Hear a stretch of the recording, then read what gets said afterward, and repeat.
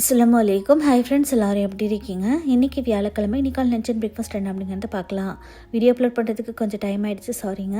So இன்றைக்கி பிரேக்ஃபாஸ்ட்டுக்காக ரவா உப்புமா தான் செஞ்சுருந்தேன். ரவா உப்புமா செஞ்சது தப்பு அப்படிங்கிற மாதிரி காலையிலே 2 பேரோட முகத்தையும் பார்க்கணுமா, அவ்வளோ கொடூரமாக இருந்தது.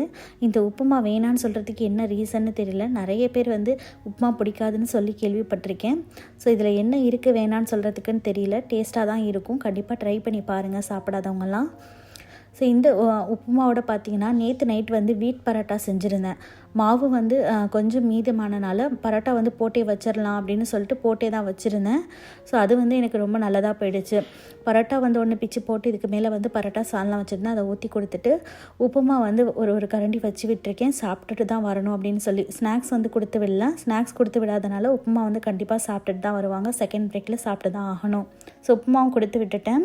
ஹஸ்பண்ட்க்கு லஞ்சுக்காக பார்த்திங்கன்னா இது உப்புமா பரோட்டா பேக் பண்ணி கொடுத்துட்டு இது கூட சால்னாவும் ஊற்றி கொடுத்துருக்கேன். இன்றைக்கி ஒரு நாள் அட்ஜஸ்ட் பண்ணிக்கோங்கன்னு சொல்லிவிட்டு பிரேக்ஃபாஸ்ட்டுக்காக உப்புமா.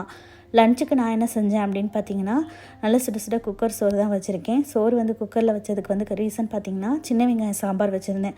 சின்ன வெங்காயம் சாம்பாருக்கும் குக்கர் சாப்பாடுக்கும் ரொம்ப நல்லாயிருக்கும். இது கூட வெண்டைக்காய் ஃப்ரை பண்ணி பண்ணா கருவாடு இருந்தது, ஃப்ரை பண்ணிக்கிட்டாச்சு.